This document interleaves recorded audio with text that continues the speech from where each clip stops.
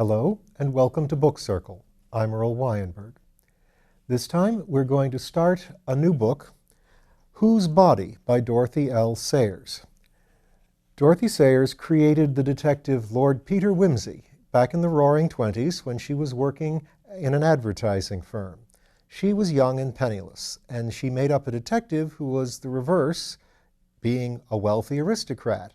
However, they were alike in a few ways. They were both very well educated and very clever. Lord Peter needs to be clever because in his very first case, he not only has to find out who done it, but who they did it to. Chapter 1. "Oh, damn," said Lord Peter Wimsey at Piccadilly Circus. "Hi, driver."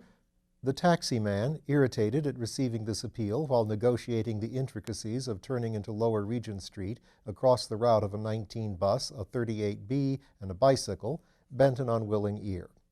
"I've left the catalogue behind," said Lord Peter deprecatingly. "Uncommonly careless of me. Do you mind putting back to where we came from?" "To the Savile Club, sir?" "No, 110 Piccadilly, just beyond, thank you." "Thought you was in a hurry," said the man, overcome with a sense of injury. "I'm afraid it's an awkward place to turn in," said Lord Peter, answering the thought rather than the words. His long, amiable face looked as if it had generated spontaneously from his top hat, as white maggots breed from gorgonzola. The taxi, under the severe eye of a policeman, revolved by slow jerks with a noise like the grinding of teeth. The block of new, perfect, and expensive flats in which Lord Peter dwelt upon the second floor stood directly opposite the Green Park, in a spot for many years occupied by the skeleton of a frustrate commercial enterprise. As Lord Peter let himself in, he heard his man's voice in the library, uplifted in that throttled stridency peculiar to well-trained persons using the telephone. "I believe that his lordship is just coming in again. If your grace would kindly hold the line a moment." "What is it, Bunter?" "Her Grace has just called up from Denver, my lord. I was just saying your lordship had gone to the sale when I heard your lordship's latchkey." "Thanks," said Lord Peter. "And you might find me the catalogue, would you? I think I must have left it in my bedroom or on the desk." He sat down to the telephone with an air of leisurely courtesy, as though it were an acquaintance dropped in for a chat. "Hello, Mother, is that you?" "Oh, there you are, dear," replied the voice of the Dowager Duchess. "I was afraid I'd just missed you." "Well, you had, as a matter of fact. I'd just started off to Brocklebury's sale to pick up a book or two, but I had to come back for the catalogue. What's up?" "Such a quaint thing," said the Duchess. "I thought I'd tell you. You know little Mr. Thipps?" "Thipps?" said Lord Peter. "Thipps? Oh, yes, the little architect man who's doing the church roof. Yes, what about him?" "Mrs. Throgmorton's just been in quite a state of mind." "Sorry, Mother, I can't hear. Mrs. who?" "Throgmorton, the vicar's wife." "Oh, Throgmorton, yes?"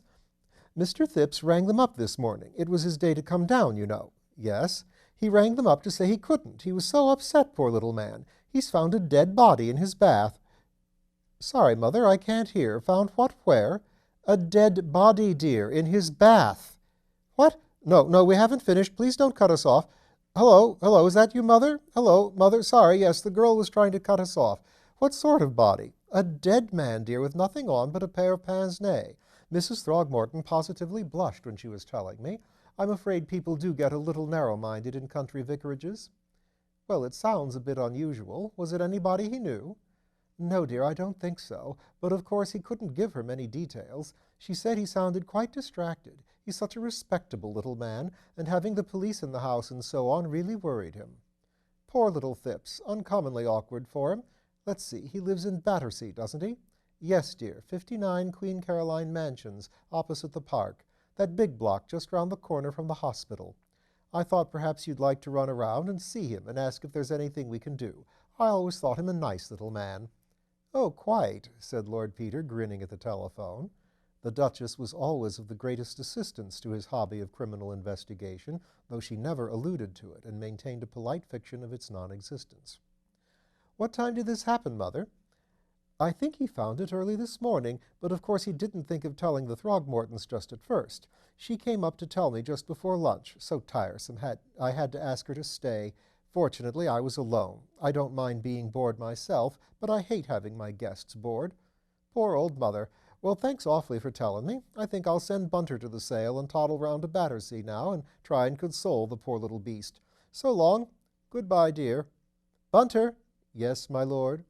Her Grace tells me that a respectable Battersea architect has discovered a dead man in his bath.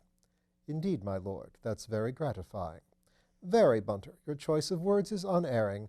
I wish Eaton and Balliol had done as much for me. Have you found the catalogue? Here it is, my lord. Thanks. I'm going to Battersea at once. I want you to attend the sale for me. Don't lose time. I don't want to miss the Folio Dante nor the de Vorvain. Here you are. See, the Golden Legend, Wynkin de Werd, 1493. Got that?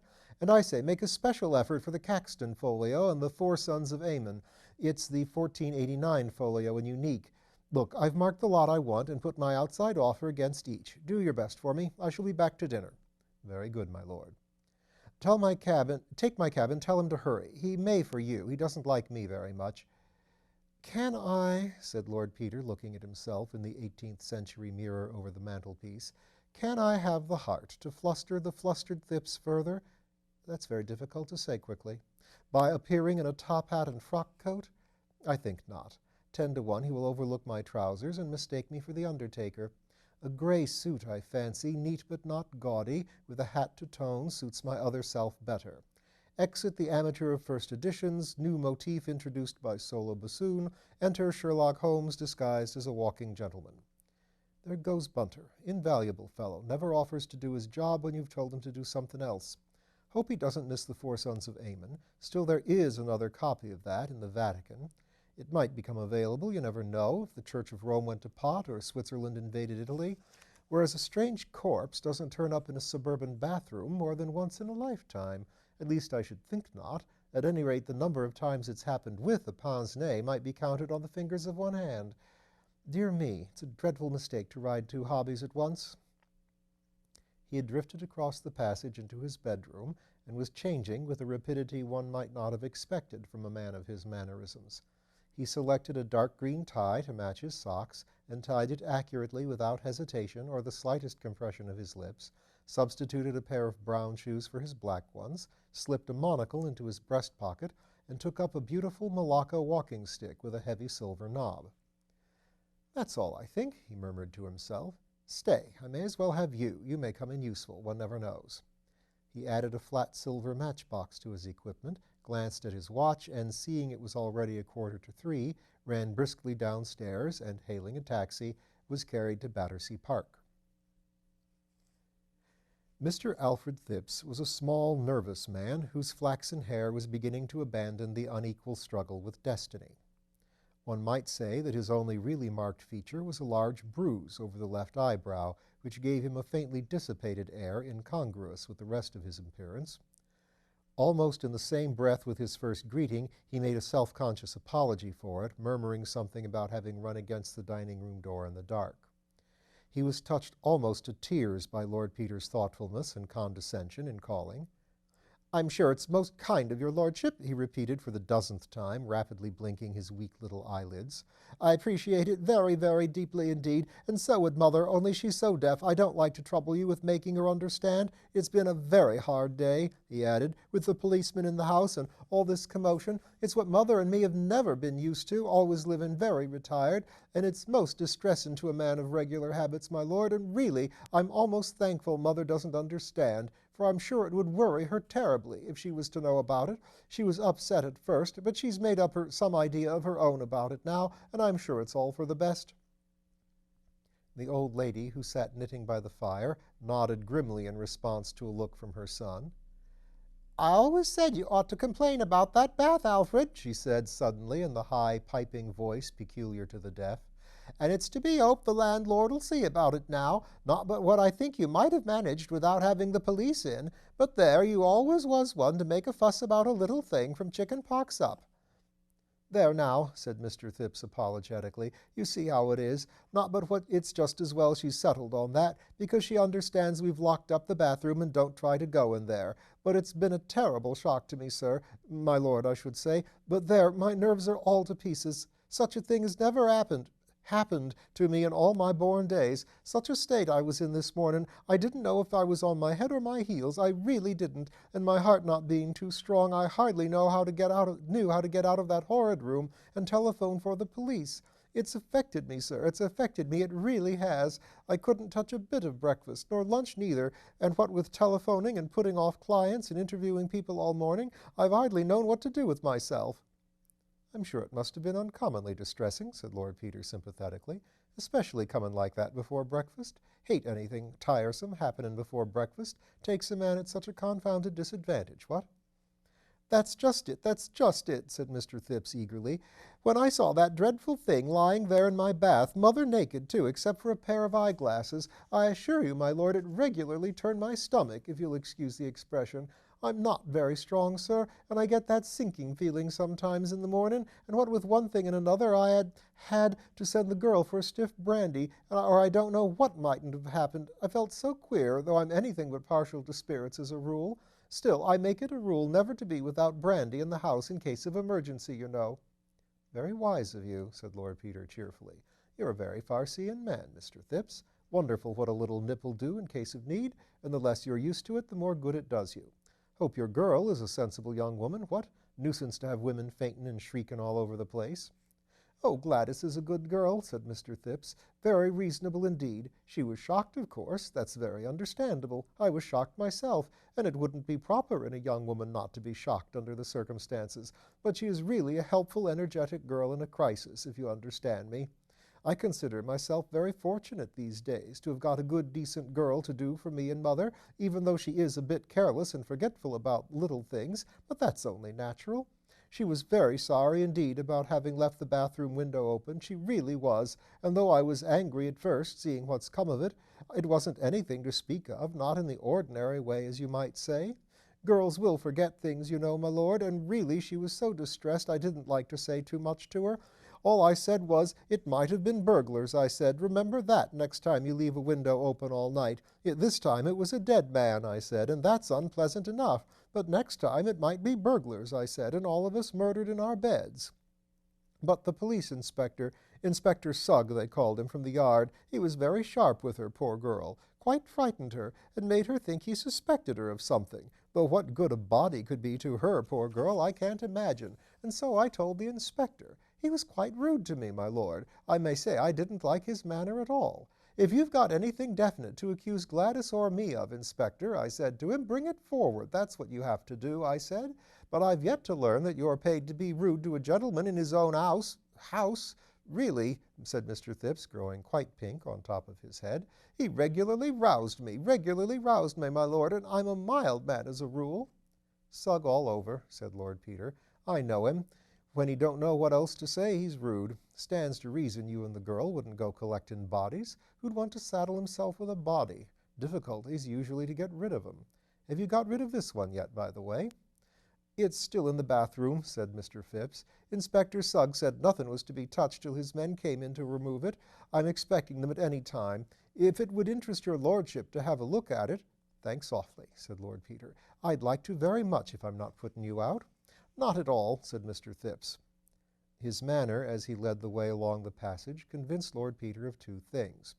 First, that gruesome as his exhibit was, he rejoiced in the importance it reflected upon himself and his flat, and secondly, that Inspector Sugg had forbidden him to exhibit it to anyone. The latter supposition was confirmed by the action of Mr. Thipps, who stopped to fetch a door key from his bedroom, saying that the police had the other, but that he made it a rule to have 2 keys to every door in case of accident. The bathroom was in no way remarkable. It was long and narrow, the window being exactly over the head of the bath. The panes were of frosted glass, the frame wide enough to admit a man's body. Lord Peter stepped rapidly across to it, opened it, and looked out. The flat was the top one of the building and situated about the middle of the block. The bathroom window looked out upon the backyards of the flats, which were occupied by various small outbuildings, coal houses, garages, and the like. Beyond these were the back gardens of a parallel line of houses.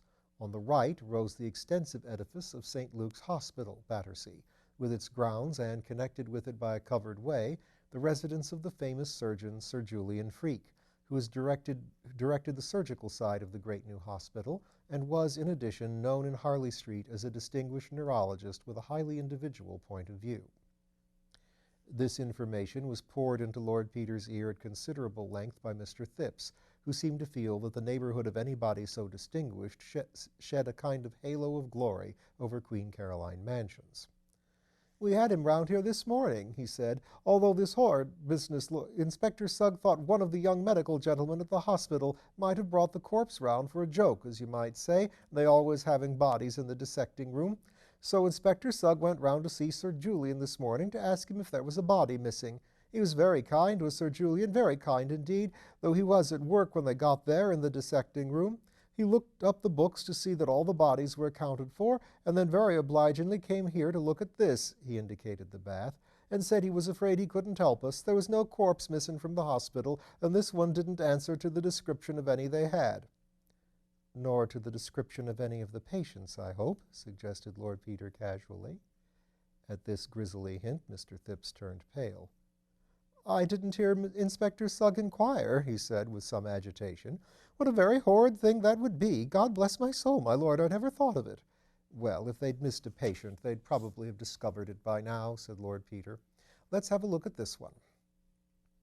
He screwed his monocle into his eye, adding, "I see you're troubled here with the soot blowing in. Beastly nuisance, ain't it? I get it, too. Spoils all my books, you know. Here, don't you trouble if you don't care about looking at it." He took from Mr. Thipps' hesitating hand the sheet which had been flung over the bath and turned it back. The body which lay in the bath was that of a tall, stout man of about 50. The hair, which was thick and black and naturally curly, had been cut and parted by a master hand and exuded a faint violet perfume, perfectly recognizable in the close air of the bathroom. The features were thick, fleshy, and strongly marked, with prominent dark eyes and a long nose curving down to a heavy chin. The clean-shaven lips were full and sensual, and the dropped jaw showed teeth stained with tobacco. On the dead face, the handsome pair of golden pince-nez mocked death with grotesque elegance. The fine gold chain curved over the naked breast. The legs lay stiffly stretched out side by side, the arms reposed close to the body, the fingers were flexed naturally. Lord Peter lifted one arm and looked at the hand with a little frown. "Bit of a dandy, your visitor, what?" he murmured. "Parma violet and manicure?" He bent again, slipping his hand beneath the head. The absurd eyeglasses slipped off, clattering into the bath, and the noise put the last touch to Mr. Thipps' growing nervousness. "If you'll excuse me," he murmured, "it makes me feel quite faint, it really does." He slipped outside, and had no sooner done so than Lord Peter, lifting the body quickly and cautiously, turned it over and inspected it with his head on one side, bringing his monocle into play with the air of the late Joseph Chamberlain approving a rare orchid. He then laid the head over his arm, and bringing out the silver matchbox from his pocket, slipped it into the open mouth. Then, making the noise usually written "tut tut," he laid the body down, picked up the mysterious pince-nez, looked at it, put it on his nose and looked through it, made the same noise again, readjusted the pince-nez upon the nose of the corpse so as to leave no trace of interference for the irritation of Inspector Sugg, rearranged the body, returned to the window, and, leaning out, reached upwards and sideways with his walking stick, which he had somewhat incongruously brought along with him. Nothing appeared to come of these investigations. He withdrew his head, closed the window, and rejoined Mr. Thipps in the passage. Mr. Thipps, touched by this sympathetic interest in the younger son of a duke, took the liberty, on their return to the sitting-room, of offering him a cup of tea. Lord Peter, who had strolled out to the window and was admiring the outlook on Battersea Park, was about to accept when an ambulance came into view at the end of Prince of Wales Road. Its appearance reminded Lord Peter of an important engagement, and with a hurried "By Jove," he took his leave of Mr. Thipps. "My mother sends her kind regards and all that," he said, shaking hands fervently. "Hopes you'll soon be down to Denver again. Good-bye, Mrs. Thipps," he bawled kindly into the ear of the old lady. "Oh, no, my dear sir, please don't trouble to come down." He was none too soon. As he stepped out of the door and turned toward the station, the ambulance drew up from the other direction, and Inspector Sugg emerged from it with two constables. The inspector spoke to the officer on duty at the mansions and turned a suspicious gaze on Lord Peter's retreating back. "Dear old Sugg," said the nobleman fondly. "Dear, dear old bird. How he does hate me, to be sure." To be continued.